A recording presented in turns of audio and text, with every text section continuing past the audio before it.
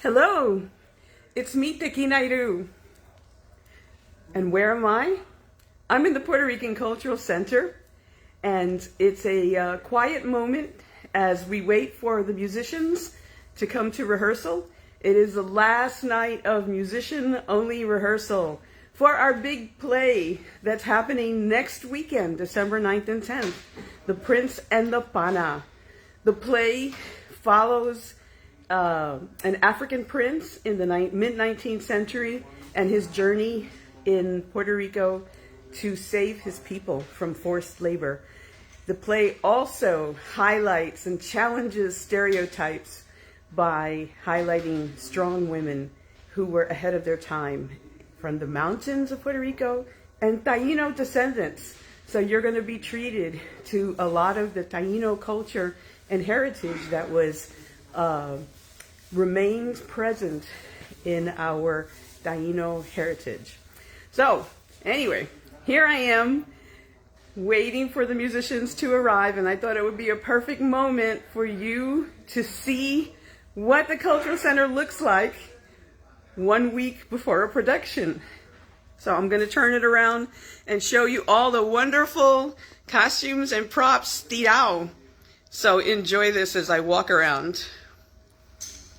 All right, so we're using our second classroom here as a dressing room, and our actors have already started pulling costumes. We're having a big dress rehearsal on Sunday. That's the girls, and these are the boys' costumes, and we have props that are starting to be gathered. Of course, you can't have a Puerto Rican play without pavas. So here we go. Okay, now I'm going to the main part of our classroom.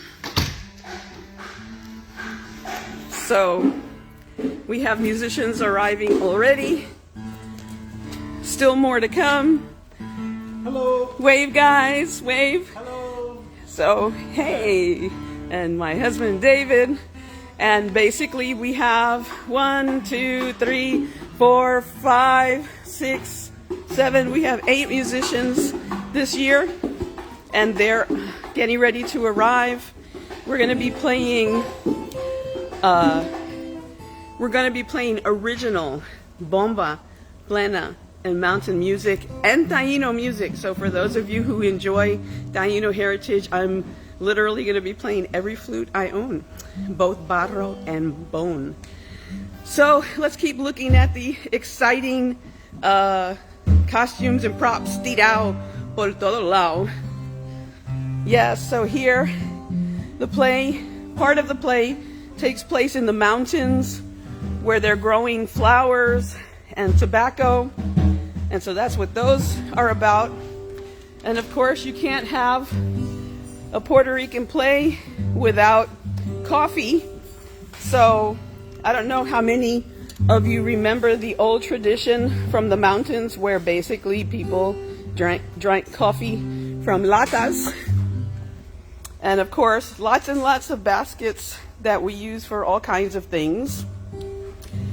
And if you've been watching our posts, we have been also learning fighting, sticks and machete fighting.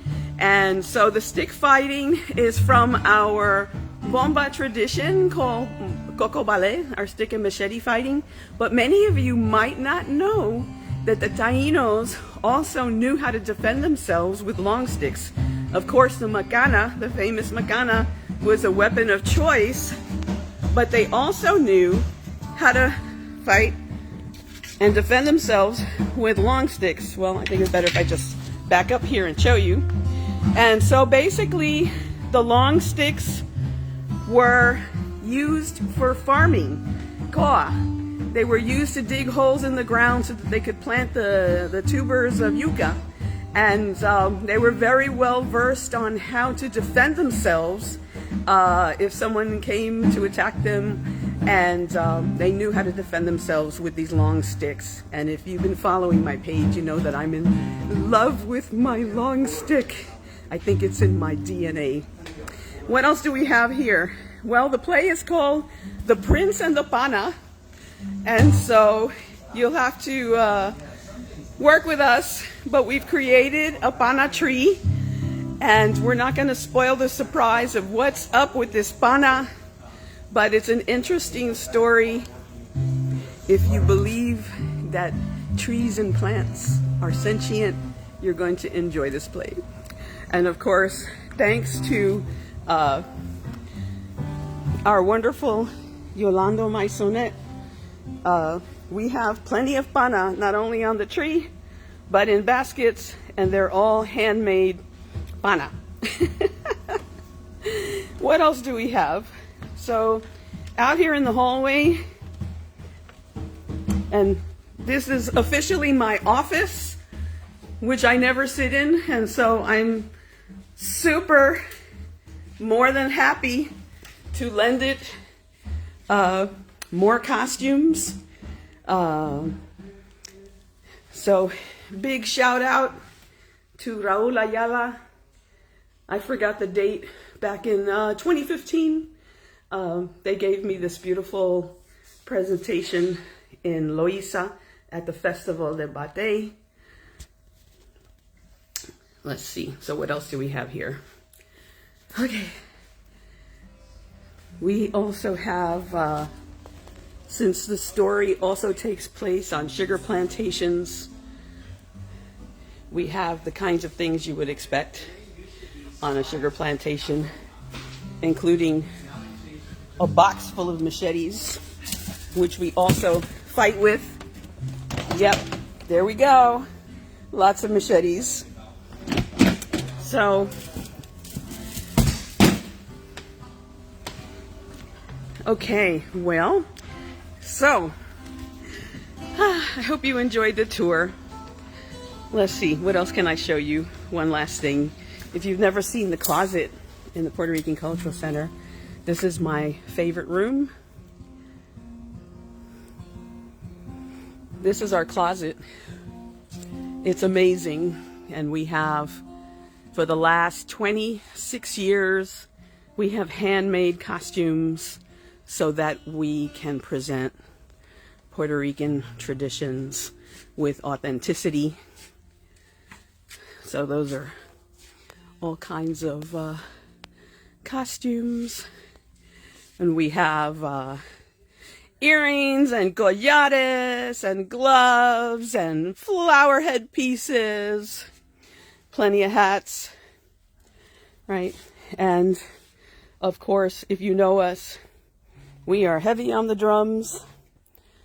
So not only Afro-Cuban, Afro-Puerto Rican congas, but we also have our authentic bomba drums, including, many of you may not have ever seen, the bomba drums from the south of Puerto Rico. They're down there.